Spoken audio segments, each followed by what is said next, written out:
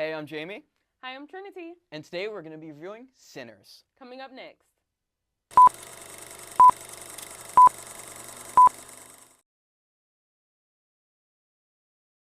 So, Sinners is the newest movie by writer, director, producer Ryan Coogler, who's best known for his work on Black Panther and in Creed. It follows a set of twins, Smoke and Stack, both played by Michael B. Jordan, or Michael B. Jordan and Michael A. Jordan, if you will. It follows them after coming back from war and some altercations in Chicago. They come back to the Deep South, which is still very much segregated, and they want to set up a juke joint, and they recruit a bunch of people that they know from their past, including their cousin, played by Miles Caton, named Sammy, who is a phenomenal guitar player, and they set up this big event to go down at this one night. The whole film takes place over like a 24-hour period, and things go very, very wrong. And that's all we'll say for now. So, Trinity, what did you think of this movie? So, first of all, I thought the movie was very well executed. From the characters to the plot to the music that was used, everything was done very well. I really thought that Remnick's, the role that he played in the film was really important, of course, because he's the main antagonist, but also because, during that time, no one would think that, I'm scared of vampires. They're going to be coming. Sorry, spoiler, but I didn't think they'd be coming to, kill everyone. Yeah, I really liked the one thing that really immediately stuck out with me at this movie was the pacing of this movie, especially for how tied it was to a horror movie. Right. This is a movie that isn't afraid to really sink into the characters and into the world building. And that's honestly what I love the most about this movie, was just all these characters telling their stories about their trials and tribulations in the Deep South, learning about Smoke's path with his wife/ex-wife Annie and their lost son, Stack and his misadventures with one Haley Steinfeld, Right. and just kind of bouncing on these characters like Delta Slim and Cornbread and their own Bo and I'm gonna forget Grace. Yes. and kind of their own side of it, and you just get this really deep world that I kind of forget. Oh yeah, vampires are showing up into this movie, and they just kind of come in at the halfway point. And I actually really like that because we're not dragging out the scary part of this movie, and it kind of feels like a big almost like a tragedy.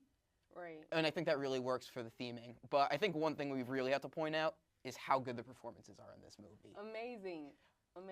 Michael B. Jordan is convincing as two different people. Literally, you don't notice that. You're like, oh yeah, this is just the same person. It's similar to what is that film with the twins? What is her name? The Parent Trap? Yes. Okay. It was so well executed, the way that he played both characters in the film. You didn't know that it was Michael B. Jordan. Both you knew, but it wasn't recognizable. Yeah, it was definitely also really helpful that they were characterized so deeply, and just given you really have Smoke because his really uptight presence. He takes things very seriously. Stack is a bit more loose, and I really like how that plays into the plot of the movie and kind of some of the actions. Just some other side characters I loved. I think Delta Slim is hilarious in this movie. So. Cornbread's hilarious in the movie. Sammy is a phenomenal protagonist. He is. And it's crazy because this is Miles Caton's first movie. He did so and well. He genuinely deserves an Oscar nomination for how good he is, and it's genuinely amazing. Right. I do want to talk about his story a little bit because it has such a historical context and so important, because he came from a Christian household where his dad was really against him being a blues player, and this one night of his life where he gets to play music and something spiritual happens really, and things get crazy from there, but he claimed it to be the best day of his life up until a certain point. But I think that really is where we get into kind of how well Ryan Coogler utilizes the plot elements to kind of really tell a theme and really tell a narrative. It's very deliberate that Haley Steinfeld's character is the first person who gets turned, especially as she kind of feels racially an outsider to the club at first. And so you have this feeling where they're poisoning the well. I also felt like she felt kind of like she needed to be the spokesperson for everyone else to go out and speak to Remick. Yeah, it's not like she was malicious in intent. Right. She was actually doing that. It's just the nature of the events causes that to happen. And unfortunately, it leads to a really shocking moment where Stack, one of our lead characters, is killed before the third act. Yeah. And I really like that because it sets up the stakes immediately, and it really makes that middle portion of the movie give like a lot of emotional weight, and it kind of like it really had highlights how this whole thing was doomed from the start. Right. Like across the whole thing, you know that this plan is bad, but you don't know that, and then Stack is dead, and it's like, oh no. Literally. And so I like the fact, you know, he's dead, obviously, but he doesn't leave the story. He keeps coming back because everybody's still there. They still have their same personality. And that's a tribute to how well the characters are done, Exactly. that everyone's impact on everybody really wraps around and just keeps on, like, being important. I really like how Annie steps up in this movie, and, like, the third act of the movie, kind of tying into all the spiritual aspects, which I think, like, the voodoo spiritualism alongside a very Christian side text. I liked both parts of that in this movie, especially when you come in with like the Native Americans who are these vampire hunters, which I wish we saw more of. But they were such a cool little thing where I'm like, please give us more of us in like a show or something else. I thought they were gonna show up at some point, but they never did. Yeah, and also just let's get this out of the way. The music in this movie is incredible. It was so good. Yeah, I definitely agree.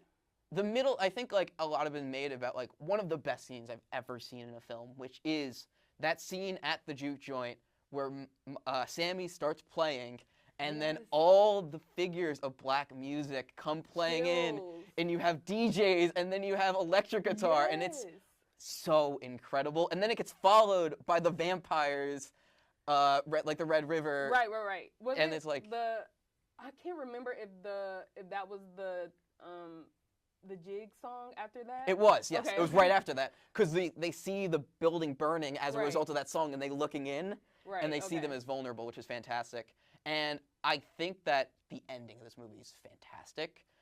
Yeah. I mean, after only people who end up surviving the incident are Smoke and Sammy. Sammy is able to run away, and he goes back to the, which is in the cold open at the beginning, he goes back to his church where his father is, and he's like, the father wants him to like denounce and like seek the light, and he still goes back. Yeah.